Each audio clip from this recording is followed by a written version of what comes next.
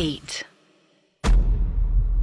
अर्श, ये जो टॉपिक है जी, मुझे लगता है कि इससे ज्यादा एक आम इंसान के करीब कोई और टॉपिक होगा नहीं। Okay. जिस टॉपिक के बारे में हम लोग अभी बात करने जा रहे हैं, जी द टॉपिक ऑफ अटैचमेंट। लगा आप हाँ, जब तक आप जिंदा रहते हैं तब तक तो अटैचमेंट मतलब आपकी जिंदगी का सब कुछ। आप जी। अपनी फैमिली के लिए अटैच हो, आप अपने सपनों को लेके अटैच हो, और राइटफुली सो।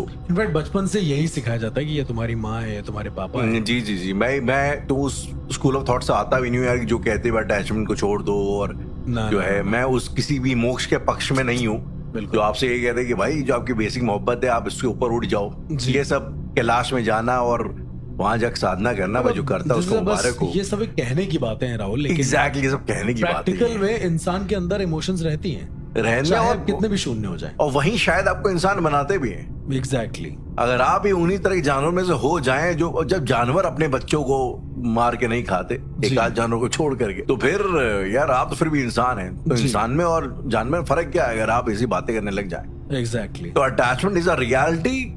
हमें झक मार के we have to accept we are attached to बिल्कुल agree. Our family, we are attached to our loved ones, we are attached to our work, a job, everything. जी, लेकिन जब बात होती है ना कि attachment beyond life, beyond life. Beyond life, मैंने अक्सर इस किस्म की चीजें सुनी है, शायद आपने भी पक्का ही सुनी होंगी, हम शायद डिस्कस भी कर चुके हैं पहले। The concept of guardian angel, कि हमारे कोई Guardian गार्जियन angel, एंजल है, exactly. कोई हमारे फैमिली के थे जो कि नहीं रहे अब, और वो समहाउ जो है हमारी फैमिली को देखते हैं और हमारा ख्याल रखते हैं। उनका आशीर्वाद है हमारे सर पे, Exactly. ऐसा करके। मतलब जब भी पैरानॉर्मल की बात होती है तो आमतौर पे लोग जो है भूत प्रेत पिशाच पिशाचनी चुड़ैल डायन इस किस्म की चीजें ज्यादा सोचते हैं, somehow forgetting the fact भी यार कि आपके जो हमारे जो पूर्वज हैं, जो हमारे पितर हैं, शायद कहीं ना कहीं वो भी हमारे आसपास हो और वो शायद कहीं ना कहीं हमारी मदद करने की कोशिश करते हो। अग्री होता है, बिल्कुल लाइक द होता है। Guardian angel, the whole concept of guardian angel.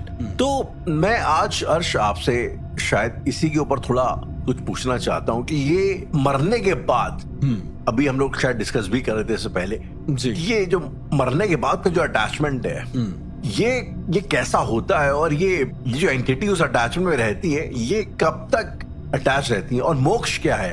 अगर ये एक मोक्ष तो खैर अपने में बहुत बड़ा कह सकते हैं सब्जेक्ट है, उस जी। पर तो 2-3 एपिसोड बन जाएंगे मेरे हिसाब से। सीरीज बन जाएगी। लेकिन अगर अटैचमेंट आप पूछते हैं, जैसे मैंने अखंड प्रेत का बताया कि वो अटैच जी, होते हैं ऐसा जी। करके, बट ऐसा नहीं है। अखंड प्रेत के अलावा जो सोल्स होती हैं उनके पास मेमोरीज तो होती हैं, राइट? उनके Agreed. पास यादें तो होती हैं जी। जिनसे उनको ताकत मिलती है, जिनसे वो पॉजिटिव या नेगेटिव होती हैं, तभी वो आत्मा बनती है, भूत प्रेत पिशाच। तो मेरा ऐसा मानना है कि मरने के बाद भी अटैचमेंट है, एग्जिस्ट करता है। जीते जी हम जिन लोगों से इतने ज्यादा अटैच होते हैं, जी। मरने के बाद आत्मा की एक और चीज होती है जिसे हम लोग भंग बोलते हैं। भंग। भंग बोलते हैं। बेसिकली दो शब्द हैं, Okay. उनको मिलाकर बोला जाता है। उसका मतलब ये होता है कि आत्माओं की जो अपनी यादें हैं, स्वचलित यादें हैं, ओके। जो कभी नहीं मरती, एक ऐसी भी Okay. चीज होती है जो कभी नष्ट नहीं होती। राहुल, अगर मैं आपसे कहता हूँ कि कोई इंसान मर गया है और उसकी आत्मा भटक रही है, जी। तो इसका मतलब आप क्या समझाएंगे हमें, जितना अभी तक आपने सुना है समझा है उस हिसाब से? शायद मुझे लगता है कि यार जो उनकी एक ट्रेल ऑफ मेमोरी, एक जो भूली बिसरी सी यादें हैं, जी शायद वो उन जगहों पे बार बार जाना चाहती है। जी, मतलब विजिट करती है एक तरीके से, उनकी शायद। एनर्जी वहीं कहीं आसपास घूमती है। मुझे कभी कभी लगता है जिंदा इंसान भी शायद यही करता है। Exactly. जो चीजें 10 साल पहले बीत चुकी हैं उनको बार बार याद करके वो उसी उनको- इमेजिनेशन में और रहना आपने ये भी चाहता सुना है। होगा कई बार राहुल कि ज्यादा नेगेटिविटी को याद मत करो, उसको बढ़ावा मत दो, जी बिल्कुल। वरना वो बढ़ जाएगी। वो कहीं ना कहीं इसी से स्टेम करता है कि बार बार आप उसी मेमोरी पे लटकना चाहते हो, उसी यादों की बारात में, उसी यादों की बस में जो है आप लटक के जीना चाहते हैं। जी एग्जैक्टली। और किसी चीज को याद करना किसी आत्मा को कितना ज्यादा बढ़ावा दे सकता है, या फिर एक आत्मा को कितनी ज्यादा शक्ति दे सकता है, इसके जी। बारे में कभी हमने बात नहीं करी है राहुल। हमने ये बात करी है कि शाकिनी होती है, डाकिनी होती है, जी और एंटिटीज होती हैं जो बदला लेती हैं, इनफैक्ट रिवेंजफुल, जी। इस तरह की एंटिटीज भी होती हैं। लेकिन क्या कभी हमने बात करी है कि इनको ताकत मिलती कैसे है? शायद आप भी ये चीज गौर नहीं कर पाए हैं। मैंने आपसे बोला है कि इनकी ताकत बढ़ जाती है, भूत इनको होता है उसकी याद करने ताकत से? बढ़ती है। एग्जैक्टली। ये Okay. जो यादें होती हैं इनमें बहुत ताकत होती है, बहुत ज्यादा।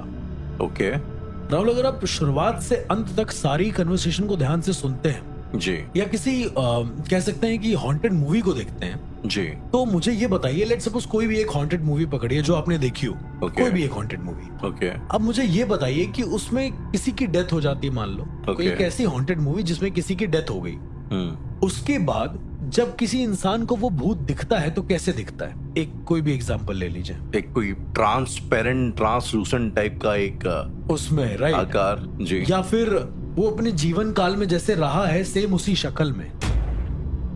कभी हाँ। कभी ऐसा हुआ है कि कोई इंसान, लेट्स सपोज किसी का भाई खत्म हो गया है और जी।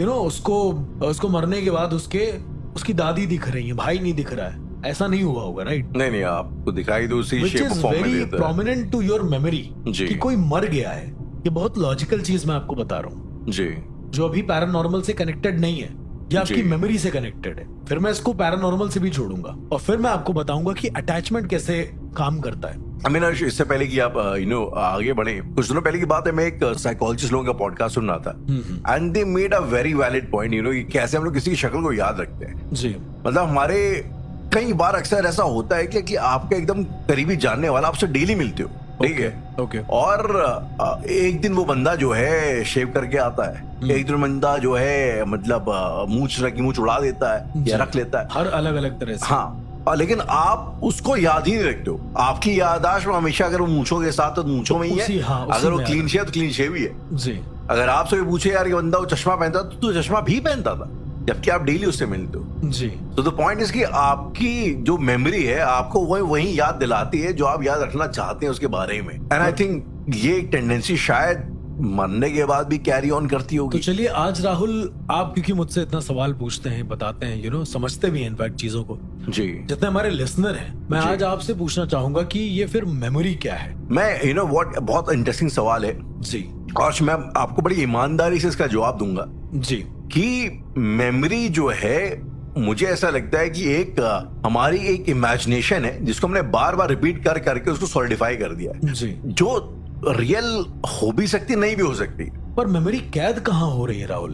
और मेमोरी कैद होने के बाद जी। सवाल तो मेरा यही है कि मेमोरी एक सवाल नहीं है। इंसान के मरने के बाद जो आत्माएं होती हैं वो बदला कैसे लेती हैं, उनको याद कैसे रहता है? मरने के बाद तो सब कुछ खत्म हो जाना चाहिए, राइट? जी, ब्रेन जी। जल गया आपका। जी, नाउ जो मेमोरी है वो स्टोर कहाँ हो रही है? उस आत्मा को ये कैसे पता है कि मुझे ये मेरी माँ है? लेट्स सपोज अखंड प्रेत, उसको जी। ये कैसे पता है कि ये मेरी माँ है? उसकी मेमोरी कहाँ है? वो राइट। अगर आप ये कहते हैं कि ब्रेन ब्रेन के जल अंदर चुका मेमोरी है, है तो ब्रेन तो मर गया है, खत्म हो गया, जल गया, जला राख हो दिया गया। गया, इसको तो दफना ये दिया तो गया। क्लियर होता है राहुल इस कॉन्सेप्ट से कि मेमोरी ब्रेन में नहीं कैद होती है। तो आप ये कहना चाहते हैं कि मेमोरीज जो है हमारी बॉडी के कहीं बाहर जी कैद नहीं। होती है? मैं ऐसा मानता हूँ कि जो मेमोरीज है जी, वो उसी को वंग भंग बोलते हैं एक तरीके का, वो आत्माओं की मेमोरी होती है और वही हमारी मेमोरी कहलाती है। वंग भंग का एक शाब्दिक अर्थ ये होता है, जी, वो चीजें जो हो चुकी हैं उनको कैद करने की जगह, ओके, उनको कैद करने की कोई एक ऐसी ऊर्जात्मक जगह, एक एनर्जीफुल जगह जहां से वो बाहर नहीं जा सकती।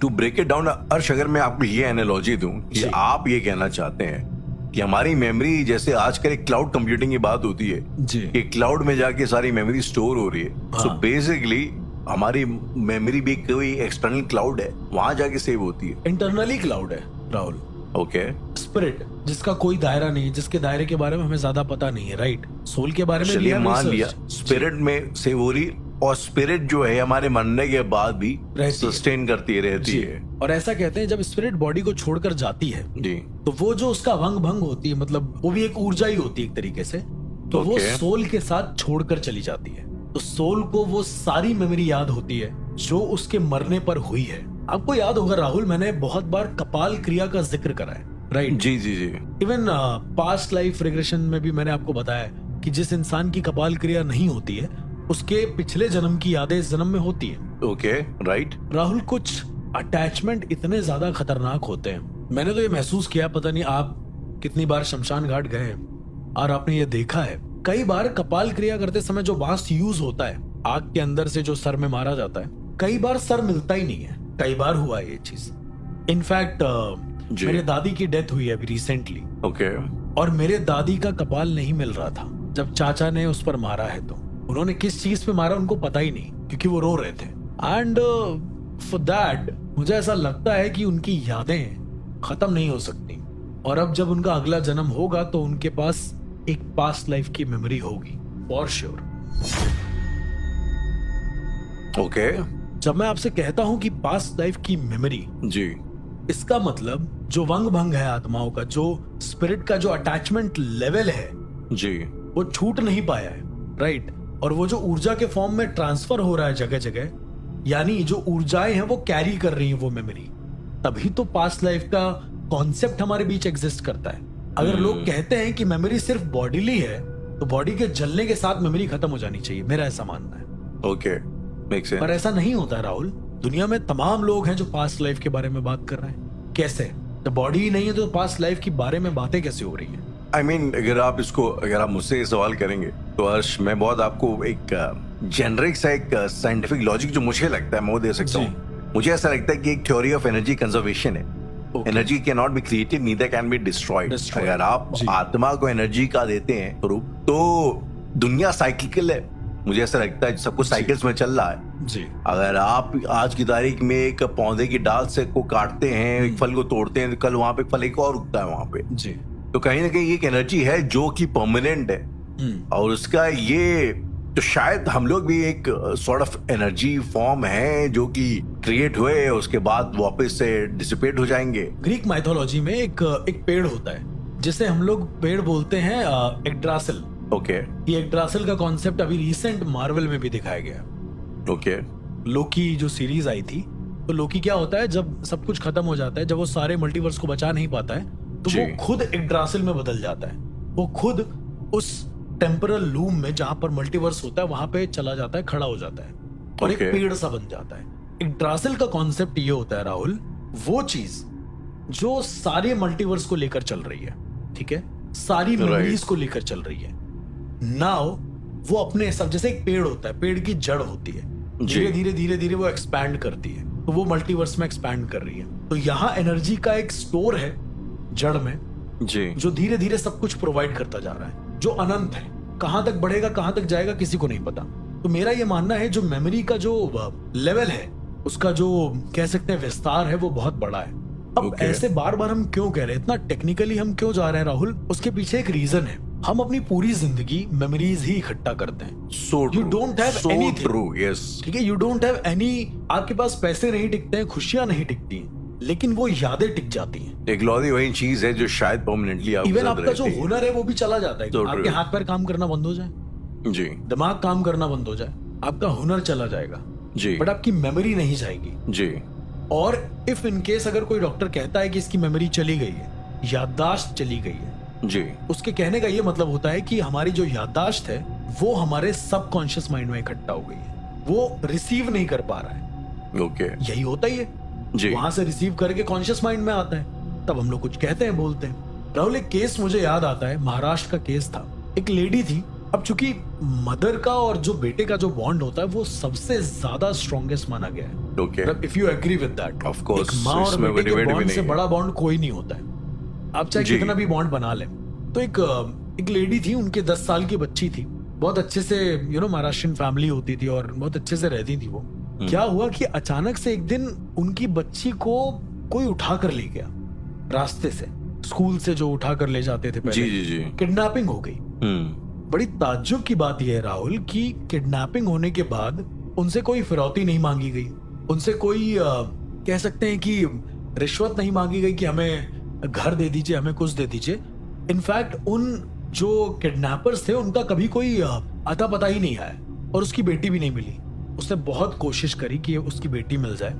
अब 10 साल की जो एज होती है राहुल जी, 8-9 साल 10 साल की जो एज होती है उसमें बहुत ज्यादा अटैचमेंट बढ़ जाता है, बिकॉज बच्चा समझने लगता है चीजों। जी जी जी, राइट। इन माँ का उस बच्ची के लिए अटैचमेंट कुछ बहुत ज्यादा ही हो गया था। खैर 10 साल बाद, उसी के ठीक 10 साल बाद, अब उनकी माँ ने खाना पीना कभी कभी छोड़ दिया कि मतलब बच्ची हमारी कहाँ है।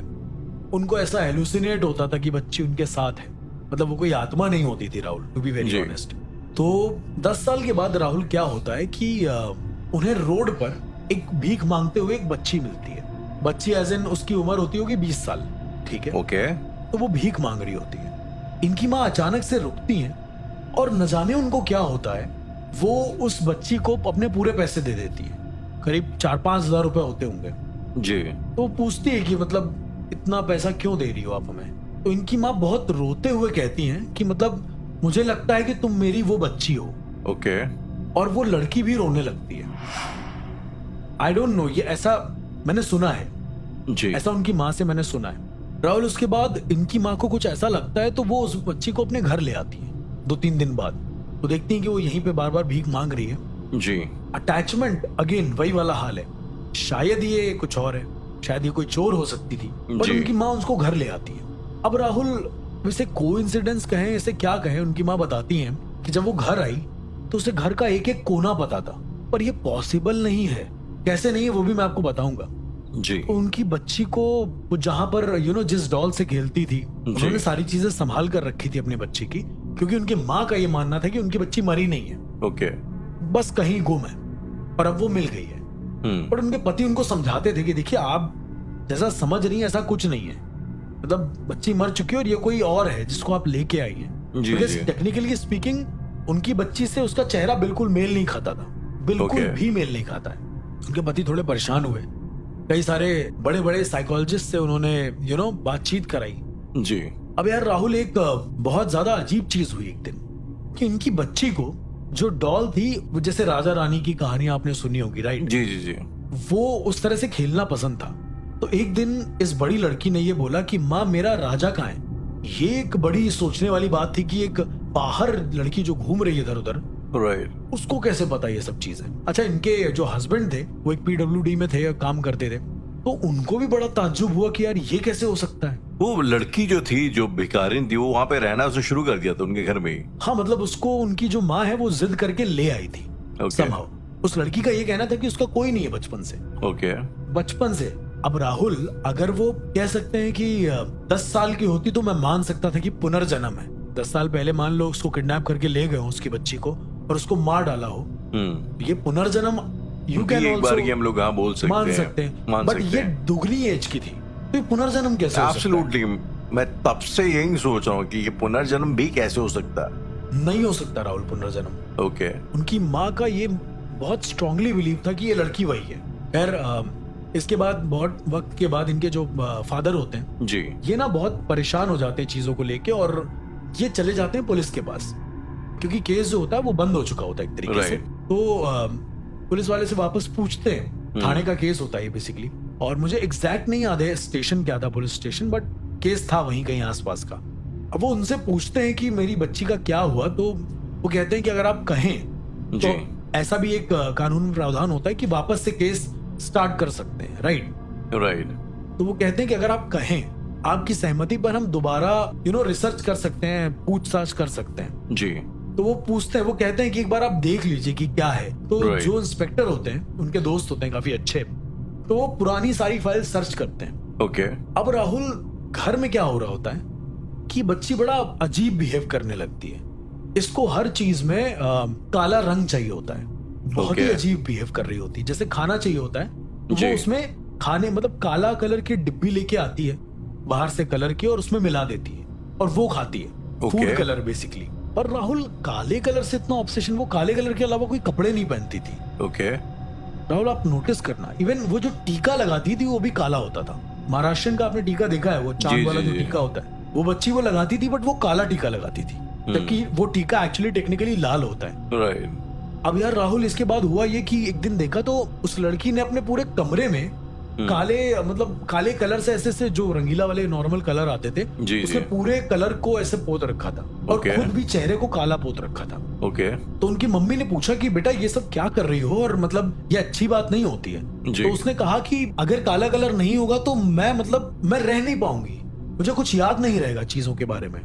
राहुल, 2 महीने के बाद एक रिसर्च सामने आती है पुलिस वालों की। ओके। उन्हें एक प्रोफाइल फोटो मिलती है इनके बच्चे के, और उस बच्ची की फोटो इस लड़की के चेहरे से 1% नहीं मिलती है। ओके। वो बताते हैं कि जब आपकी बच्ची किडनैप हुई थी जी, पुलिस वाले घर में आते बताते हैं, उसके 3 साल बाद उसकी मौत हो गई।